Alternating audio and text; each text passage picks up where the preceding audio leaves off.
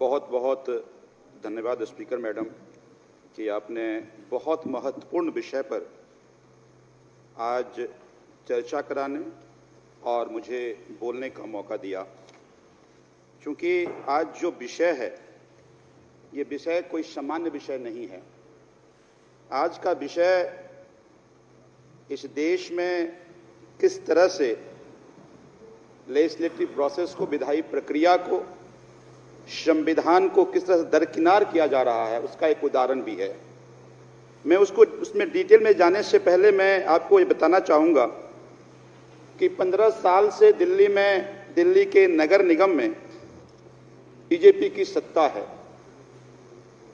और नगर निगम में किस तरह की लूट है ये दिल्ली की एक एक जनता आपको बता देगी। दिल्ली के नगर निगम से लोगों को फायदे क्या हैं कोई एक नहीं बता पाएगा, लेकिन लूट क्या है ये सब बता देंगे। कई बार हमारे विपक्ष के साथी भी इस मुद्दे को उठा चुके हैं कि ये लूट का नुकसान इनको भी झेलना पड़ता है, ये भी कई बार कह चुके हैं।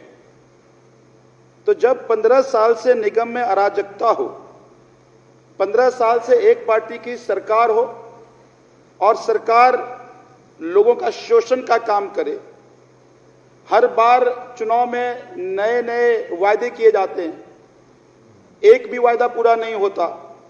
5 साल पहले जब चुनाव हो रहा था तो उन्होंने कहा था नई चेहरे नई उड़ान, और जितने भी नए चेहरे हैं आज सब भ्रष्टाचार में डूबे हुए हैं। दिल्ली की जनता बहुत गुस्से में थी। दिल्ली की जनता इस लूट के खिलाफ खड़ी थी। दिल्ली में हर 5 साल में चुनाव होगा, ये संविधान की प्रक्रिया है। भाई आर्टिकल 243U ये कहती है कि वर्तमान जो एग्जिस्टिंग आपका म्युनिसिपैलिटी है उसके रहते हुए आप चुनावी प्रक्रिया पूरा करके नया आप निगम बनाएंगे। लेकिन आनन फानन में एक केंद्र सरकार से चिट्ठी आती है, इलेक्शन कमीशन ये कहता है कि आज चुनावी अधिसूचना जारी होगी, 5 बजे का प्रेस कॉन्फ्रेंस तय होता है, 4 बजे चिट्ठी आती है और 5 बजे के प्रेस कॉन्फ्रेंस में ये इलेक्शन कमिश्नर कहते हैं कि केंद्र सरकार से ये आदेश आता है कि आप अभी चुनाव नहीं होगा। चुनाव क्यों नहीं होगा इसकी चर्चा नहीं थी, क्या कारण है इसकी चर्चा नहीं थी। तो हालांकि वो जो आदेश आया था वो आदेश भी असंवैधानिक था, लेकिन आखिर ऐसी मजबूरी कौन सी थी। मैं एक क्षेत्र का विधायक हूं, मैं बुराड़ी विधानसभा का विधायक हूं। हमारे यहां 6 निगम पार्षद हैं। अब समझिए लूट किस तरह की होती है। मैं एक वाक्य बताता हूं आपको, बड़ा इंटरेस्टिंग, सदन को भी जानना चाहिए और दिल्ली की जनता को भी जानना चाहिए। हमारे यहां अनऑथराइज्ड कॉलोनी है। अनऑथराइज्ड कॉलोनी कोई प्रॉपर हाउसिंग नहीं है, तो जो वोट डाला जाता है तो कई बार ऐसा होता है कि एक मकान का एक फ्लोर का वोट किसी और बूथ पे और दूसरे फ्लोर का वोट किसी और बूथ पे, एक ही खसरा का एक मकान किसी और पोलिंग सेंटर पे, दूसरे का किसी और पोलिंग सेंटर पे। तो एक बार एक जगह कोई मकान बन रहा था, तो कई बार वहां जब कोई नया मकान बनता है तो ये संवैधानिक अधिकार पार्षद मानते हैं कि पैसा लेना है, कि नया मकान बनाया पैसा कैसे नहीं दोगे, पैसा तो देना पड़ेगा आपको। और अनऑथराइज्ड कॉलोनी है उनको डराते हैं। कई बार हालांकि मैं कहता भी हूं कि मान लीजिए नया मकान बनाए, किसी घर में शादी हो, बच्चा हो, तो मांगने वाला कोई और आता था, भगवान ने उनको बनाया था मांगने के लिए। दिल्ली में दिल्ली के पार्षद वो कैसे हो गए मुझे आज तक समझ में नहीं आया है ना, झूठ तो नहीं कह रहा ना। भाई नया मकान बनाओ, अधिकार है मेरा पैसे लेने का, भगवान ने किसी और का अधिकार दिया था, वो अधिकार पार्षद छीन के ले गए। खैर मैं अब देखिए बड़ा इंटरेस्टिंग वाकया है। तो एक वार्ड के पार्षद खसरा नंबर लेकर आए कि ये जो मकान बन रहा है इसका पैसा मुझे मिलना चाहिए। दूसरा पार्षद वोटर लिस्ट लेके आ गया कि नहीं ये मेरा वोटर है, मुझे मिलना चाहिए। दोनों में लड़ाई हो गई और लड़ाई इतनी भयानक हुई कि उसकी पंचायत विधानसभा में नहीं हुआ। फिर वो हमारे अपने सांसद जी के पास गए कि ऐसे ऐसे मकान बन रहा था, मेरे वोटर लिस्ट में पैसे वो ले रहे हैं, दूसरे का नहीं खसरा मेरा है, पैसा मुझे मिलना चाहिए। सांसद कहा कि मैं तेरी पंचायत नहीं करूंगा, तुम बेईमान निकले, मेरा हिस्सा कहां है? तो मैं तेरी पंचायत नहीं करूंगा। इधर पोल आज खुला कि ये मकान बनने में पैसे तुम लोग तो मुझे नहीं बताते हो। अगर ये लड़ाई नहीं होती, जानकारी मुझे नहीं मिलती, तो सांसद जी नाराज। अब वो गए प्रभारी के पास, जो दिल्ली के प्रभारी हैं। उसने निर्णय लिया कि इस तरह का अगर कोई झगड़ा होगा तो दोनों में बराबर बराबर बटेगा, ऐसा नहीं कोई एक खा जाएगा। अब समझिए कि लूट की शुरुआत कहां से होती है और ये पहुंचती कहां तक है। तो यह हां बिल्कुल ऐसे 4 वाक्य हैं, 4 वाक्य है हमारे विधानसभा में, एक एक आज बता देंगे। एक जगह कोई कॉलोनी बन रहा था, तो एक पार्षद पहुंच गया, वो भी दो अलग पार्षद हैं, वो दोनों पहुंच गया, बोला कि ये मेरी बाउंड्री, जो कहा मेरी बाउंड्री है। दोनों में भयानक लड़ाई हुई। कहा कि नहीं, एक था ज्यादा, एक थोड़ा कम था, बस 70% तुम्हारा, 30% हमारा। ये लूट एमसीडी में भाजपा के लोगों ने किया है, अध्यक्ष महोदय, स्पीकर मैडम। तो जब इस तरह का लूट हो तो दिल्ली की जनता ने ठान लिया था सबक सिखाऊंगा। एक और वाक्य बड़ा इंटरेस्टिंग है। मैं एक जगह गया, मैं किसी 13वीं में गया, तो वहां एक पार्षद आए, बोले देखो जी, मैं ना कोई अगर 50 गज 100 गज मकान बनाए, मैं किसी से पैसा नहीं लेता। सबने कहा हाँ। बोला मेरी ईमानदारी है। सबने कहा हाँ यार, पार्षद जी की ईमानदारी तो बहुत है, ये बात तो है कि पार्षद जी बहुत ईमानदार है। बोला ये और बात है कि कोई कमर्शियल बनाए तो उसको मैं नहीं छोड़ता हूं। तो हमने कहा पार्षद जी फिर ये ईमानदारी कैसे हुई? हाँ ये कहिए कि आपकी बेईमानी का स्टैंडर्ड है, बाकी नीच बेईमान है, आप स्टैंडर्ड बेईमान है, कि आप कमर्शियल में केवल लेते हैं, बाकी सब में लेते हैं। तो इस तरह की लूट एमसीडी में भाजपा के पार्षदों ने किया है। और ये नई चेहरे नई उड़ान के नाम पे इन लोगों ने अपने कार्यकर्ताओं को नौकरी देने का काम करते हैं कि इस बार इसको लड़ाओ, ये पैसे वाला बन जाएगा, इसको। सबको पता है कि लूट हो रहा है, लूट के सब हिस्सेदार हैं, सब जगह बट रहा है। तो जब इस तरह की अराजकता थी तो दिल्ली की जनता बहुत परेशान थी, बहुत नाराज। उनका सबक सिखाना है इस बार। दिल्ली की जनता ने ठान लिया था। हमारे सर्वे में भी कह रहे थे, हम लोग सर्वे करा रहे थे, कह 270 सीट कहीं आम आदमी पार्टी को ना आ जाए। सर्वे इन्होंने भी कराया, इनको लगा मेरा चूबड़ा साफ होने वाला है, तो कहा फिर इलेक्शन ही टाल दो। देखिए अध्यक्ष महोदय, मैं बहुत गंभीर बात आपको कहना चाहता हूं कि कभी भी जिस अधिकार की लड़ाई हम कर रहे हैं, हमें यह तय करना चाहिए कि हमारे बच्चे उस अधिकार की लड़ाई ना लड़े। आज इस देश को आजादी मिली, हमारे पूर्वजों ने बड़ी लड़ाई लड़ी, बहुत सारे बलिदान देने पड़े। शहीद आजम भगत सिंह को फांसी देना पड़ा, फांसी में जाना पड़ा। एक से एक बलिदान, देश को आजादी मिली, हमें गणतंत्र मिला, हर 5 साल में चुनाव हो, ऐसी प्रक्रिया बनी। एक बार इमरजेंसी में यह कोशिश की गई, कुछ जनतंत्र की हत्या करने की, क्या अंजाम हुआ देश के सामने। आज उसी तरह का दुस्साहस फिर से किया जा रहा है। इस देश की जनतंत्र का हत्या करने की कोशिश की जा रही है। और अगर जनतंत्र की हत्या कोशिश की जा रही है तो ये हम सबका दायित्व बनता है। सदन के जरिए मैं पूरे देश को कहना चाहता हूं कि हम सबकी जिम्मेदारी बनती है कि 75 साल पहले जिस बात को लेकर आजादी दिलाई गई, आज अगर वो खतरे में हो तो हम सबको उसके खिलाफ खड़े होना चाहिए। अध्यक्ष महोदय, आज जब केंद्र सरकार के चिट्ठी से यह आदेश हुआ कि इलेक्शन को स्टॉल कर दिया जाए, इलेक्शन को रोक दिया जाए, इलेक्शन की प्रक्रिया यहां रुक गई, जैसा मैंने आपको पहले ही बताया।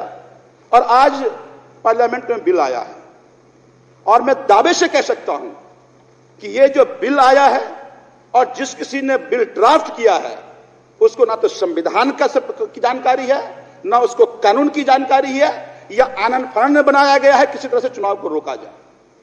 और जब मैं ये कह रहा हूं तो मैं आपको संविधान के उस सारे वाक्य में इस पटल पर रखना चाहता हूं कि मैं क्यों कह रहा हूं कि ये असंवैधानिक है।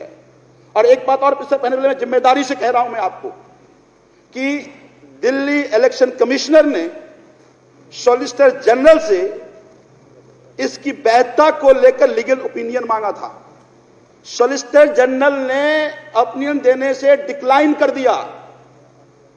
और मैं पूरी जिम्मेदारी से इस सदन में कह रहा हूं, विपक्ष के साथी इसकी पुष्टि करा सकते हैं, तो अगर सॉलिसिटर जनरल लीगल वैधता को लेकर ओपिनियन देने से मना कर रहे हैं तो ये अपने आप में दर्शाता है कि इसका मतलब ये चिट्ठी और इलेक्शन रोकना ये असंवैधानिक है।